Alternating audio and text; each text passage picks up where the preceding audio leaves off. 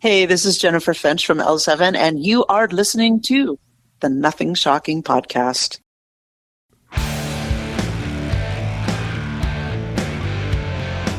Want to know what's going on in the world of music? Then tune in to the Nothing Shocking podcast, a non-genre based, all ages friendly rock and roll program. Join us weekly for interviews with all your favorite rock stars from the mainstream to the underground. You can find us at nothingshocking.libsyn.com or anywhere you download podcasts.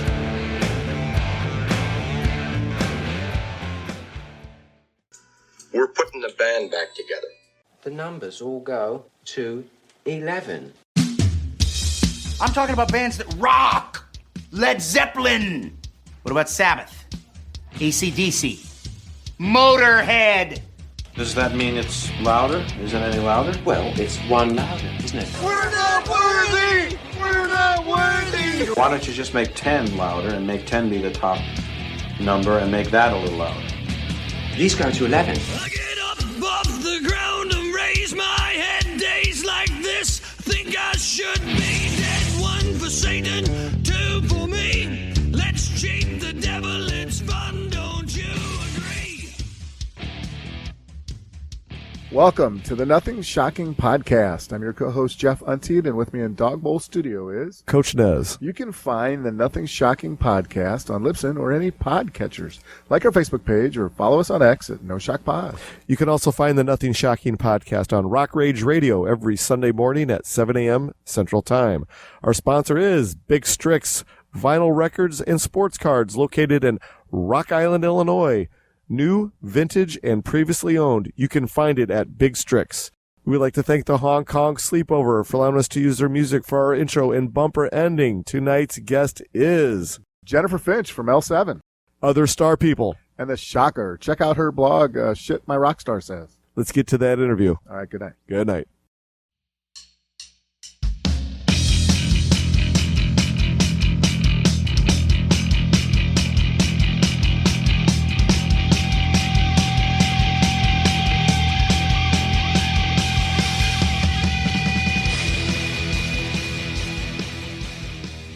Jennifer, welcome to the Nothing Shocking podcast. I'd like to introduce you my co-host, Jeff Untied. Jennifer, thanks for joining us tonight.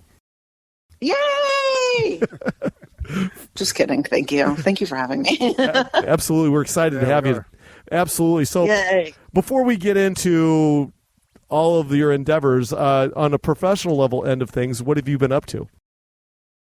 Oh, what have I been up to now? Yes. Well, today I woke up and went back to sleep.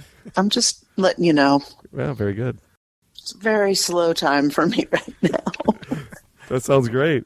Well, yeah. We wanted to touch upon your endeavors in photography before we got into all of your musical endeavors. So, Matt Hutch, your press person, told us about cultural production. It's a documentation of cultural movement in an urban setting through photography. With that, you've had some photos in various publications that you've covered and worked with. Can you talk a little bit more about this whole endeavor? Yes, this whole endeavor was, you know what, you guys, you're going to have to forgive me for a moment. I have to yell at a small dog. Okay. Hold on one second. No problem. Eli, you're in trouble. Oh, there he goes. There he goes. Bye, Eli. Such a cute guy, really. Yeah, what were we talking about? Small dogs? Yeah, I just got this small dog a couple years ago. He's really great. I have one sitting on the couch right now as we speak. She's pretty old, so. Oh, what's his name? Her name is Allie. She's a Shih Tzu, and she was rescued from a situation where they tied her up on a bar stool for 24 hours a day. Yeah, so. Wow, and did they train her to do stuff? Because I think that could sound pretty cool. It was a absolutely terrible situation. They were depending on a 5-year-old boy, I think it was an 8-year-old and a 5-year-old boy to potty train this dog, this little puppy. Uh-huh. And she never got out of either a leash to a bar stool or she was in a baby playpen, and that was it. So we rescued her. They didn't want her anymore, and so we got her. I believe she was 10 months old, and it was a really tough thing to do because this dog had no structure, and so she came in like she was like still a 1-month-old puppy or whatever. You know what I mean? So, yeah. Oh, that only takes like 3 years to get over. That's nothing. Yeah. Well, we love dogs around here. We have a rescue dog, too, that was going to be scheduled to be euthanized, and we got her and shipped her up here and saved her life. So. Yeah. So we're all for sure canine rescuers here. So, but anyway, I know. Back to the photography end of things. Can you just give us a little insight on the cultural production end of things, and some of your photos being in some various publications over the years? Talk a little bit more about that. Yeah, I think that it's a pretty interesting process, because by the time I got to really look at all my photos, it was already 2009 to 2014. I mean, it was really late. All of these things had just been in boxes for years and years and years and years. And I'd never really thought about pulling together any kind of, any kind of theme or story or anything really about it. I just was kind of pulling stuff out. And as I was doing it, I just started to realize that there was a lot of very similar, tasks that I would go through, and ways to kind of, take the same stuff that a lot of other people were already photographing for commercial reasons, and I was kind of pushing it for different reasons. Mm-hmm. Does that make sense? Absolutely. Yeah, because I'm not a commercial photographer, so I'm not out to create commercial volume, right? And I was just like, oh, this is weird. I'm just going to do this. And kind of started to look at stuff and realized how thematic some of the images were. Well, yeah. I won't tell you what they are, but, I mean, talk about that. The part about being around the bands that you grew up watching or playing with, and taking the pictures, and talk a little bit more about that punk scene in the early days. Yeah, I mean, I don't know, because I don't really have a different lifestyle choice. I don't know if that makes sense, but I started to go to shows at 13, so I didn't really know that maybe some cities had punk displays. I don't know what you want to call it, or not. And it really wasn't until I was much older that I started to realize, oh, LA's kind of special, I guess, because we brought with us all of these things that we were interested in. And really, I didn't, but other people really did portray them. Very good. You grew up in West Los Angeles as a kid. Your adoptive father was very influential on you in your photography interests. Can you tell our listeners a little bit more about your youth journey into the photographic arts and at such a young age? Yeah, I mean, I don't know what to say. I had this interest in doing it. A lot of it was just based on the idea of getting into shows for free, honestly. If I'm just being honest with you guys, I really wanted to just get in for free and just to keep going. And that is what really kind of motivated me. However, I didn't really know anybody as far as who would I know to do that with? People see me take photos, or people would see me do things, or, different stuff would happen, but I never really had a tribe of people that I went in and was part of a community that, broke ground. Fair enough. Yeah. Well, in addition to the photography, you also are a blogger, or you have your own Substack called Shit My Rockstar Says. Is that still the name of it? Yeah. This is recent. Like the photography stuff's a million years ago. Yeah. I guess, could you talk a little bit more about your journals and keeping journals on the road and stuff? Yeah, for sure. I've always been into keeping journals. I've always been into kind of noticing things that were going on, but I never thought about really ever exploring them publicly, mostly because I was a little too embarrassed, but also because I just never really thought about it until recently, when I was just like, you know what, this shit's weird. We should do a thing on this, or we should do, I don't know, some kind of outbound, I don't even know what to say. It's kind of outbound exploration on this. But if you go and you listen, or you go and read Shit My Rockstar Says, you'll see that there's quite a few, I don't know what you want to say, but themes that kind of come and go out. Your involvement in blogging and journaling throughout your career, has your thought process ever been into getting into authoring a book? Has your thought ever been about getting into that medium, and with all of your writings that you have had in journaling and blogging, has any of those type of opportunities come your way? Yeah, I think that some of them have. I think that there's a really interesting, because at first I was just like, I can't afford to do this. I need to hire people to do this. Like, I really know what I need because of doing all of the blogging and the journaling and all of that stuff. So I really knew what I needed. And I really knew that I needed over $100,000. And I really didn't think that that was possible for me. But then recently, some publishing companies have stepped up and offered that. So I don't know. I don't know. Nice. You got a pretty good website there.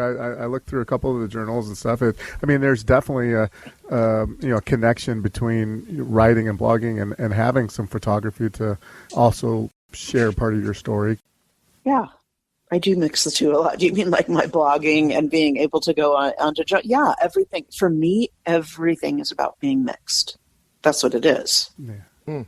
Very good. Well, let's turn the page. Let's get into the music end of things because that's what our listeners are always excited to hear about. So, your musical career began in the mid-'80s with the band Sugar Baby Doll. That band also featured the likes of Courtney Love and Kat Beelan, right? If I say that correctly. Mm-hmm. Can you talk a little bit more about that early portion of your career and I guess maybe the infancies of the band, the origins of it all? Yeah, so Courtney Love and I met in '83, which I feel is like every time I say it over and over, it feels so long ago.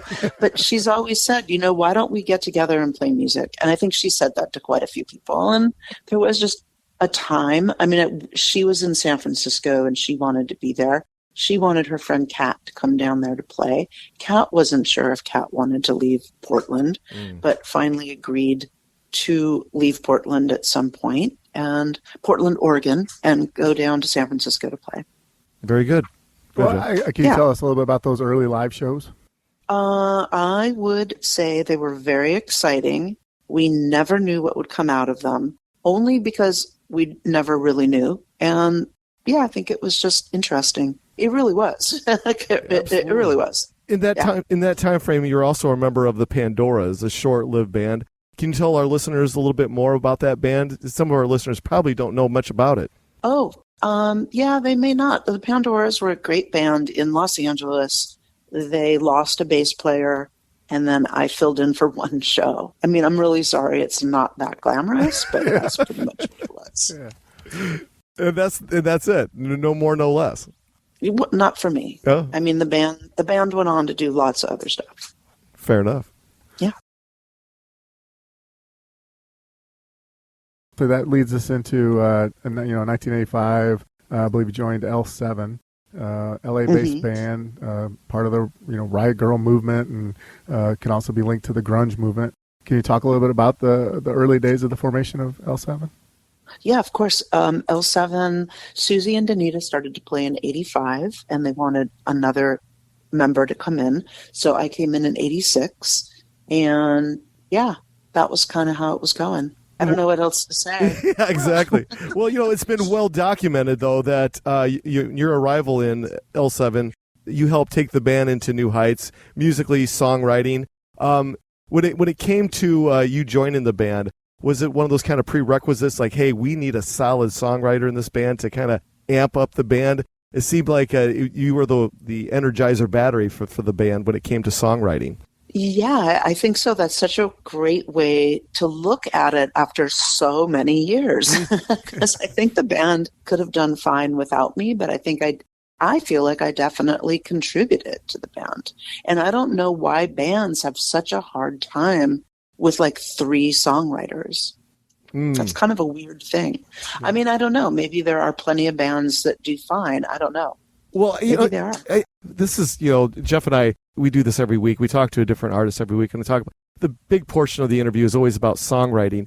And for you, the artist that you are, what came first? Was it your job as a musician, bass player, or was it the songwriting? What came first for you? Nothing came first. It all had to be performed all at one time. There really was. There was a thing that was, we need to get on a record label that's going to put us out now. And that putting us out now is going to allow us to go do things this year that we would not have normally been able to do. And because of that tour in 88, we were able to go on a tour in 89, which was with Tatbutt and bands from Sub Pop, if that makes sense. Mm-hmm, yeah. You know, we didn't know any of them at all. We didn't even meet them until the next year. Mm. And then in 90, we went out with Nirvana. Yeah. You know, so it was like very strung us along. And we just had to do it. We, you know, Susie and Dana have been playing since 85. I joined in 86. We didn't even do a record until 88. Yeah. You know, we were really trying to figure it out. Very good. Well, I guess can you talk a little? I mean, L7 over the years, you guys have had you know, a who's who of producers. You had a Jack and Dino on "Smell the Magic" and Butch Vig on "Bricks Are Heavy" and Garth Richardson. You've had some pretty heavy hitters for producers. Can you talk a little bit about working with some of those guys? I would say that every one of them was really unique. I mean, that's one of the things that's like very difficult to get into, you know? How's that for an answer? Well, it's tough. It's a tough one, but you know, I guess to express a little bit more about that would be, you know, somebody like a Jack and Dino, notorious for the Seattle sound. Very interesting fellow to work with. Well, I guess maybe when you talk about compare and contrast the bigger producers that you've worked with, is there a certain producer that stands above the rest? This is the thing that I think that L7 has always sought out in producers are people that were very different from each other each time we went into the process. How's that? I mean, yeah, and I guess the more where I was going was just, you know, working with the different bands. Did they come in and, you know, did they want to help shape you guys in your sound, or were you guys able to, you know, have that magic of working together and saying, no, this is the way we want to do it? Right. Yeah. Yeah, I mean, I think it was interesting, mostly in that statement that you just made was going in with Butch Vig, because I think he came in with a lot of stuff from the Nirvana's Nevermind record and was kind of pushed aside in some areas and then felt he needed to like jump in other areas, right? So I think that affected us. I guess Daniel Ray affected us. Michael James affected us. I mean, we had a lot of different, and when I say affected us, I mean like they came in with their styles and we didn't really know what they were all the time, you know? Yeah, exactly. Yeah. On the flip side of that, did you ever feel though, like when the next album was coming out, that the label was putting another producer on, you're like, hey, we want you to sound like this? Was there ever like a did you feel like pressure on you and the rest of the band to like, we got to change our sound a little bit because this is what the label wants us to do? Sure. Yeah. Yeah. Of course. But we never really wanted to do that. I mean, we wanted to come into the room and sound as hard and as, I don't know what you want to say, but undialed. You know what I mean? Really sharp, but really heavy. And that's always been a hard thing for people to really get through. Absolutely. Yeah. Oh, yeah, for sure. Well, I guess talk more about the the all-female band and that being the inspiration or the role model for other female artists to look up to. I'm not a good person to talk about that. I know that there's other people that maybe they can, but I've never thought about it in any other different way than listening to both men and women, in our genres. Oh, absolutely. You know? Yeah, for sure. And I guess probably on the flip side of that as well is you're a musician. Why does it have to be you're a female musician? Right. It's no different. And a lot of times, let's face it, MTV was big on that. Like a female all female band, it had to be MTV News style. But when it comes down to it, hey, you're a musician. It's not about being a female. It's not about being a male. It's just, hey, you're a hell of a guitar player, hell of a songwriter, or whatever. Did you ever get tired of being pigeonholed in that area where this heavy, grunge band L7, instead of just being this great heavy band L7, it's always had to be the female thing. Yeah. I didn't really I was in L7 for 11 years. Then we took a break, kind of came back, did it again. And I've been in L7 now for 11 years. So, I mean, it entering something like, I I don't know. And entering something like where multimedia is, I don't even know the right word for it, is going to look at you and define you by a thing. Exactly. Like a genre that is going to be your gender is kind of a weird thing. So like we did all this work and then kind of came into the MTV scene in 91, 92, and then sort of just was completely left out of it by 95.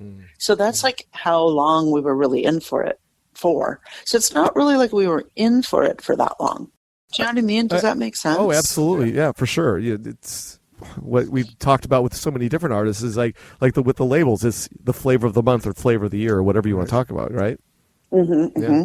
So, without going through the L7 entire discography, I wanted to bring up "Hungry for Stink." Tell us a little bit more. Yeah. Fancy. Yeah, it's got 2 tracks that you took lead vocals on, Shirley and The Bomb. You wrote and co-wrote those songs. Can you talk a little bit more about, taking over lead vocals? And those 2 songs are scorchers, man. I don't remember that record. No, I'm just kidding. I'm looking it up right now. 1994. Oh, that cover. That's a great cover. Yeah. One of the reasons I'm looking it up, too, is I think you did The Bomb, Stuck Here Again, Fuel, Talk, Shirley. I don't know what else happened. Yeah, I guess we've gone only down to 2 songs. What was it? Okay, for me, as a third songwriter. Oh, She Has Eyes. We did She Has Eyes, Shirley, and The Bomb. Yes. Yes. Okay, cool. Thank you for bringing those up. Yeah, I don't know what to say. I think some of my favorite songs of all time of L7 are on this record, and some of my least favorite songs of all time are on this record. Yeah, could you express a little bit about why some of the songs were your least favorite? That's a really interesting question. Some of them were really just because I think like some of the other writers just showed up and kind of threw some stuff around and it turned into a song, like Writing with the Movie Star or Talk Box. But I love Fuel My Fire, and I love, people argue with me, but I love Baggage also. Very good. Can I Run? Another favorite of my songs. Another favorite of my personal song. Very good. Yeah, that's about it. Yeah. As long as we're on the L7 subject, I mean, you did leave the band for a little bit. In 2019, you guys you did get back together before that, but I think it was 2011 maybe. But in 2019, you Scatter the Rats. You guys released another album with you back in the fold. Can you talk a little bit about that, getting back together and rejuvenating the band? Yeah, yeah, it was really interesting because I feel like I had entered into this like realm that nobody really knew what was going on, and my easiest thing to do with the realm is not really to speak or to say what I thought and then just step back. And that was the easiest thing to do. And yeah, there was some interesting dynamics around that. Like I think that Danita had to get a lot of stuff out of her system, and Dee was there to support her, and Susie was just frustrated with it, and I just got to sit back and watch all of it. Because I don't care. I mean, I really don't. Like, I don't think if I said something, it would have been any greater. Fair enough. So that was where that was at. Who knows? Maybe it did. Yeah. Well, outside of L7, you formed the band The Other Star People, which recorded one album, Diamond in the Belly of the Dog. That album is so unique. Blown Away is such a cool track. Can you talk a little bit more about the writing and recording of that album? Yeah, so again, it's going to be the next album that I was, really confident that we would not have to overwork, right? Diamond in the Belly of the Dog. It was going to be super fun, and we were just going to keep going on it. And that was it, You guys had another legendary producer there with Roy Thomas Baker in his studio. I know, we do. I mean, Roy Thomas, in a really... I know. In a really weird world, that is the strangest of all of the producers I've ever worked with. I loved producing with him. I have great photographs of him, all of us kind of coming out and doing this stuff. And I really watched him take our material and like lay it out and then completely change it after the year and a half we went through him. I mean, there were no questions, and it was a lot of arguing and he wanted everything that he wanted, and ultimately he got everything that he really needed. which in the end of the process when that album was finished, you, the rest of the band, how satisfied were you with the end product of it all? I don't know. I don't know a lot of the folks that came into that were, I think it's really interesting because it ended up being mostly like 8 of us went into it. 2 of us survived the 2.5 years. Junko survived for a while, but then kind of dropped out. Like there was definitely a resonance with her. And yeah, that's what happened. Because a lot of us went in not knowing, particularly Xander. I know when I was researching that album, one of the websites that you have, there was a list of like a bunch of movies and TV show appearances where the music had been played, and it was a pretty good list. Oh, yeah. You guys did something right. Oh, my God. We did so much stuff on that record. I mean, that's the crazy thing about this record is that it was never going to get picked up. We went up through A&M. They fell apart right at the beginning. We went over to Interscope, which is just, I can't even explain it, but it was like literally the label we did not want to be on. And we went over there and we were hoping that we would just get released, and we just never got released. It was like in this moment of really weird time. And Interscope said they never wanted to lose the record. They just didn't want to lose it. So it was like very challenging. But what could we do? We could go put all of those songs onto all these different television and film tracks. And we were on, I don't know, so many of them at that time. Anything that came out that year, basically, 99, 2000, 2001. Very good. Yeah, it was a long time ago. Another band that you started was The Shocker. You had an EP and a full-length album, Up Your Ashtray. Another good punk rock band. There's a lot of catchy tunes. Can you talk a little bit about starting that band and maybe being more of the lead role versus being the band member? Can you talk a little bit about that aspect of it? Yes, I can. I can totally talk to this because we all decided in The Shocker, I got other people from other bands and we were all just contributing, and we were just going to go out and just find a way we can finance it ourselves. And we were able to finance like a shorter version, which that record is called Up Your Ashtray, right? Is that what you just said? And then there's another version, which is Up Your Ashtray, the full length. So there were like 2 different versions. Very good. Well, I got a couple more questions for you, then we'll leave you alone for the evening. But I wanted to talk a little bit more about the modern day of the music industry, this era of recording. Let's face it, there's AI now, and people are making music that shouldn't be making music at all because they're not musicians at all. They're creating it with AI, or they're with technology. People are recording full albums in their home instead of going to a proper studio. Your thoughts on this era of the music industry with AI taking over, and or people that are singers but they could create a band themselves by a press of a button on their laptop. Talk a little bit more about your thoughts on this era, this new era of the music industry. Yeah, so that era that literally happened was around 2007, 8, something like that, where other star people were going in to record another record, and I had ended up getting really super sick. And I don't know what was making me so weirdly sick until much, much later in like 08, 09, like something around that era. And it really was just some weird cancer stuff. And I didn't get diagnosed with cancer until 2011. And then everything just kind of fell out from there. And I don't even know how to say it, but everything just totally, I don't even know what to say, like didn't even come back together till a couple of years later. And by that point, L7 wanted to get back together again. So it was kind of weird, right? My wife and I are going to go see Lita Ford with some friends this weekend. I didn't know if you had any stories of meeting her or anything like that. No, nothing like that. Not a problem. So you're going to have stories of meeting her. I love it. I hope so. Yeah, do it. I want to hear them. All right, so that last question I asked you about, modern day technology and music, I just wanted to know your thought process on this new era of the music industry where AI is taking over and there's less musicianship and I guess more computer programming than it now more than ever.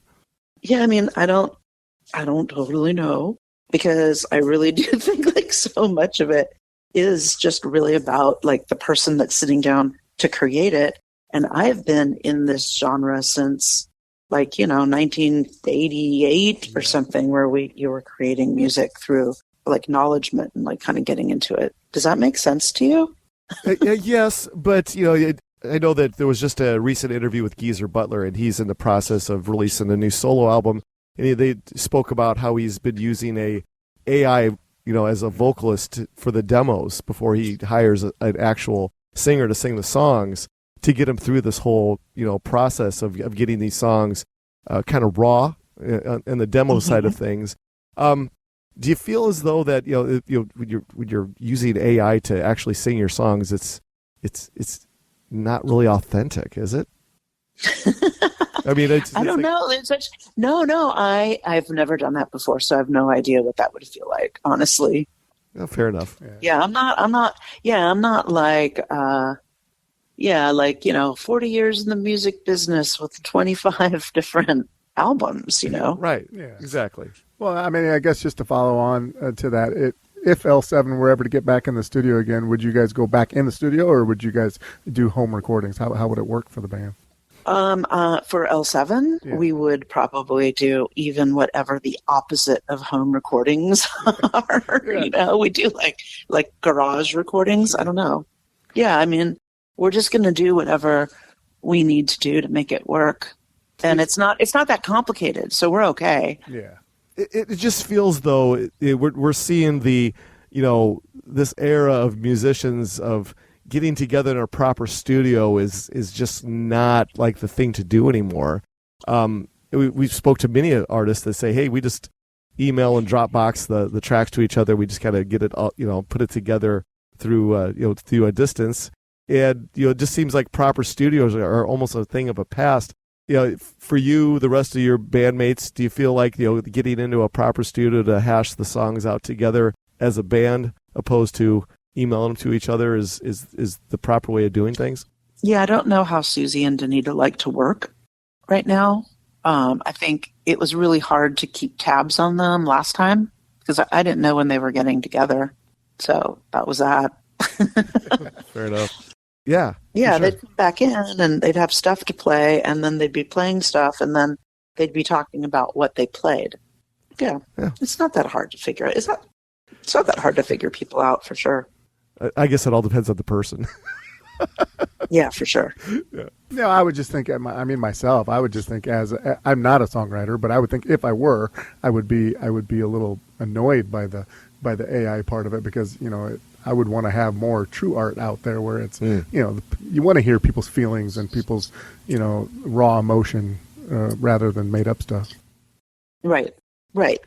But the things that come out through AI are not always going to be limited by human emotion. Yeah. So even when you're hearing really, intense, I don't know even how to say it, but it's still human emotion when you go and you hear it. It's just that men are scared of human emotion. Yeah. So it doesn't make sense. That's true. That's all it is. Right? Yeah. Don't you think? I think you have a good point there. But hey, we're out of our allotted time for the evening. Is there anything that we left off tonight that you would like to plug or promote?